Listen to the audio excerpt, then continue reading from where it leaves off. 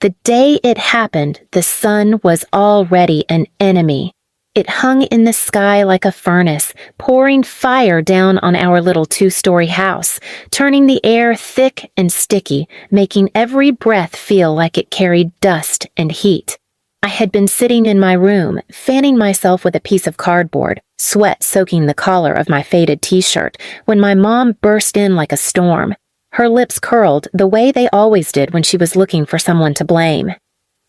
"You think you can talk back to me in my house?" she barked, her voice sharp enough to cut glass. My dad followed behind her, silent but with that dangerous glint in his eyes that meant he was just waiting for an excuse to step in.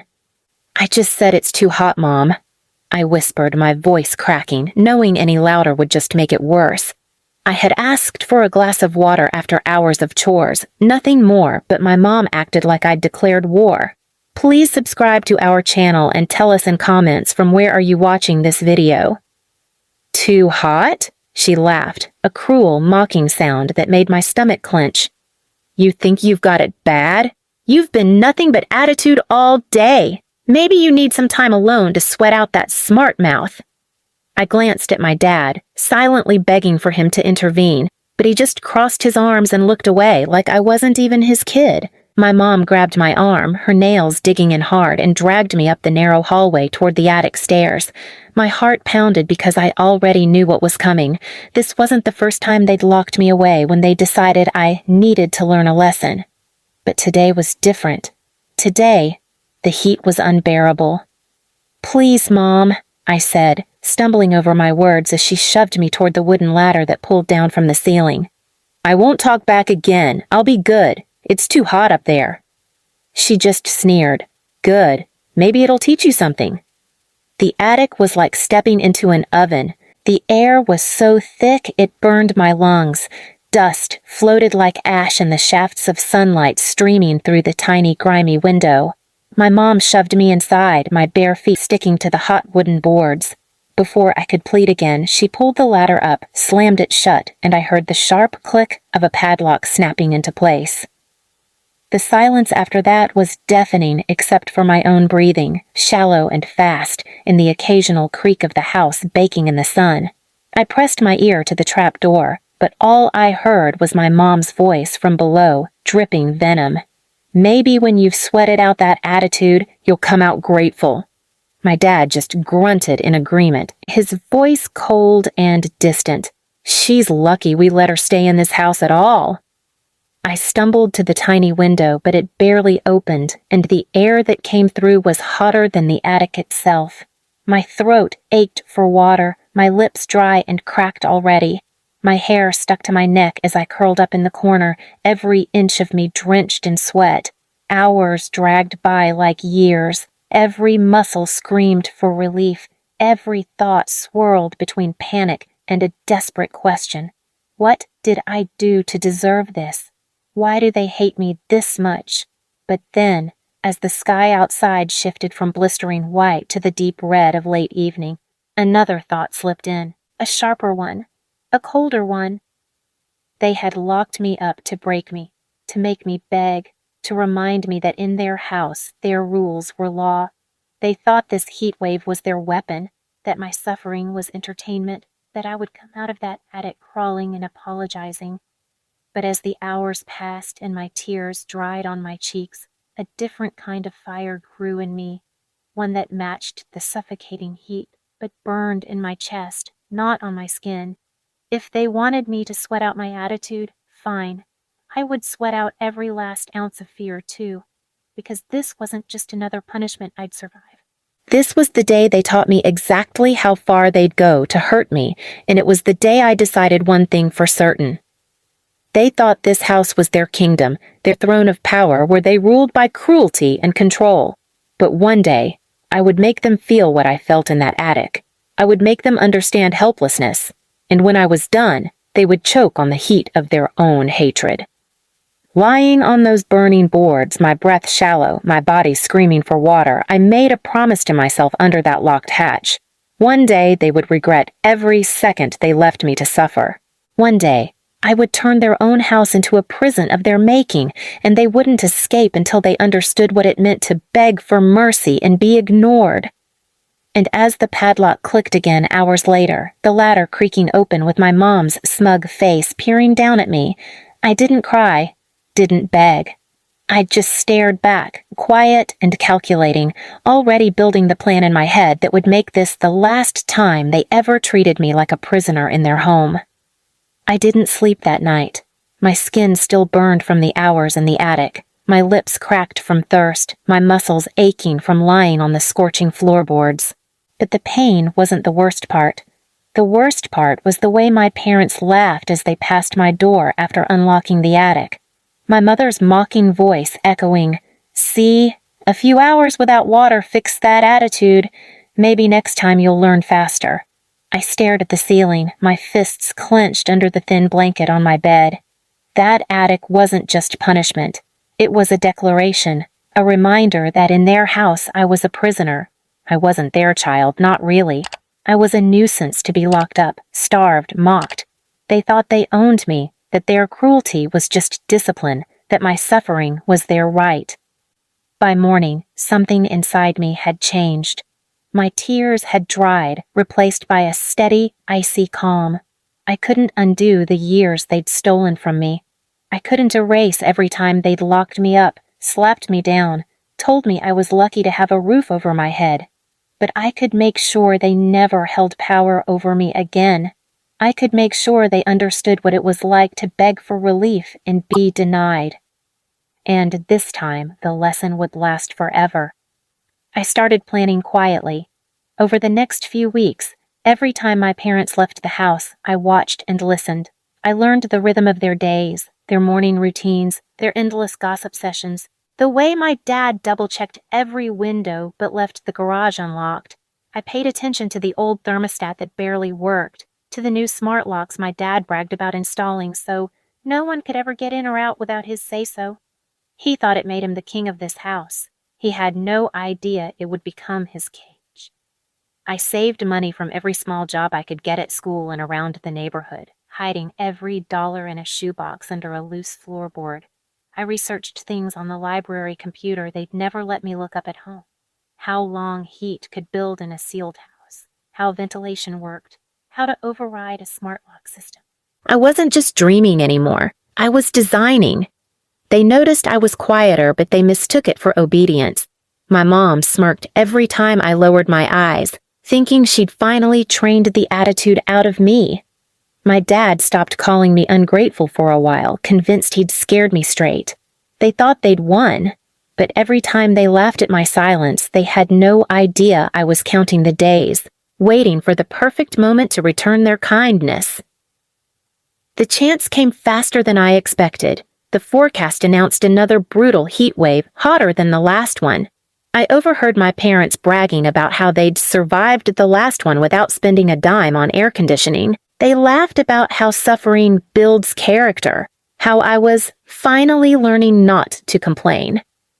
That night, while they slept, I unlocked their precious smart lock control box hidden in the hallway closet. I had been watching for weeks, memorizing every code my father typed in.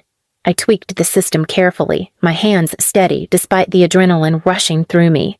By morning, the house was under my control, every door programmed to lock tight on my command, every window set to seal, the thermostat locked on high heat with a single button press from my phone. The next day, as the sun climbed and the air grew heavy, I waited. I watched them lounge in the living room, smug and self-satisfied, mocking me about how kids these days wouldn't last a day without their parents feeding them. My mother smirked, repeating that same line she'd spat when she locked me in the attic. "Maybe you'll sweat out the attitude one day." I looked at her, really looked at her, and in that moment, I wasn't afraid anymore. My voice was calm, even casual, as I said, "Maybe today isn't my lesson. Maybe it's yours." They blinked at me, confused. That's when I quietly tapped my phone. The sound of every electronic lock clicking shut echoed through the house like a chain snapping into place. My parents jumped up, rattling the doors, their confidence faltering when none of them budged. I I stood there leaning against the wall, my face unreadable as I whispered, "Welcome to the attic. Let's see how much attitude you can sweat out." The temperature began to climb. The house became what the attic had been for me that day, a suffocating oven with no escape. They pounded on doors, shouted threats, screamed my name, but I stayed calm, letting them feel the panic I had felt, the thirst, the helplessness. Every minute was another drop of justice dripping down the walls of that house.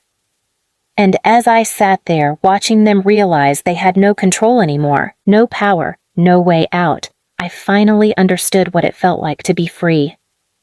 This wasn't just revenge, it was balance. It was every locked attic door, every dry throat, every cruel laugh paid back in full. But this was only the beginning. By the time I was finished, my parents would never again mistake cruelty for control. And this house they'd used as their throne of power, it was about to become their longest, hottest punishment yet. The moment the locks clicked shut, the mood in the house shifted like a storm rolling in. My mother's smugness drained away first, replaced with confusion, then disbelief. My father stomped toward me, rage boiling in his eyes, his voice low and threatening like always. "Open the door now," he growled, his fists tightening at his sides. I met his gaze without flinching for the first time in my life. "No," I said simply. The word felt like freedom rolling off my tongue. The thermostat beeped softly as the heat climbed. 88, 92, 96 degrees. The sun outside pounded on the sealed windows like a hammer on steel. My parents began pacing, tugging at doorknobs, shouting commands that had always worked on me before. But I wasn't that scared kid anymore. My mom's voice turned shrill, desperate under the anger. "What is this? Some kind of game? Stop it right now!" I sat down on the armrest of a chair, phone in hand, my voice cold and steady. "No, this isn't a game. This is a lesson. One you should know well. You locked me in that attic with no water, made me beg for air, made me feel like my life wasn't worth a glass of water. Remember what you said? Maybe you'll sweat out the attitude." My dad banged on the locked front door until his palms left red marks. "You ungrateful brat," he spat, sweat already glistening on his forehead. "We gave you everything, and this is how you repay us?" "You gave me pain," I said sharply, my voice cracking with years of swallowed screams. "You gave me fear. You gave me a life where love felt like a fairy tale I'd never read. And when the heat nearly killed me, you laughed." The temperature ticked higher, the air thick like syrup. They stripped off their outer clothes, their arrogance melting with the sweat dripping down their faces. My mom tried another tactic, her tone turning fake sweet. "We were just teaching you discipline, honey. We didn't mean it. Please, unlock the doors." I stood and walked slowly toward the hallway, stopping just before the thermostat. I wanted to see their faces, to let them see mine as I said the words that had burned in my throat for years. Discipline? Locking a child in an attic during a heat wave isn't discipline. It's cruelty. It's what cowards do when they need to feel powerful. My dad staggered back, collapsing onto the couch, panting. My mom clutched the armrest, her face pale beneath the flush of heat. For the first time in my life, I saw fear in their eyes, not mine. The same fear they had drilled into me, now living in their chests, choking them like smoke. I leaned on the wall, my voice quiet but sharp as glass. "This is the house you ruled with threats and padlocks. Today, it's your attic. Today, you're the ones sweating out the attitude." Minutes stretched into an hour. They shouted less, begged more, whispering to each other between desperate gulps of hot air. My mom finally broke, her voice trembling, cracking like thin ice. "We were wrong," she choked out. "We shouldn't have done that to you. We shouldn't have hurt you like that. Please, please, just let us out." I let the silence hang, let their words sink into their own ears, let them taste the regret they never thought they'd have to feel. Then I walked to the thermostat, my finger hovering over the control. "Now you understand what it's like," I said softly. "Now you know what you taught me, that love can be locked away, that water can be denied, that suffering can be entertainment. Maybe this will remind you every time you look at me, every time you see this house, that cruelty has a price. I tapped the screen, lowering the temperature. The locks released one by one with a heavy click. My parents didn't speak as they stumbled toward the door, drenched, shaking, faces hollowed by fear and shame. They glanced at me once, as if seeing a stranger. As they opened the door to leave, I said the last thing I needed them to hear. You called me attitude, you called me ungrateful, but after today, you'll remember me as the one person who made you feel everything you made me live through, and you'll never, ever forget. They left without a word. The house fell silent except for the soft hum of the cooling air. I sat down on the floor where the heat had once been unbearable for me, breathing slowly, finally free. The attic would never open for me again, and the kingdom they built on fear had burned to the ground in their own sweat. Please subscribe to our channel and tell us in comments from where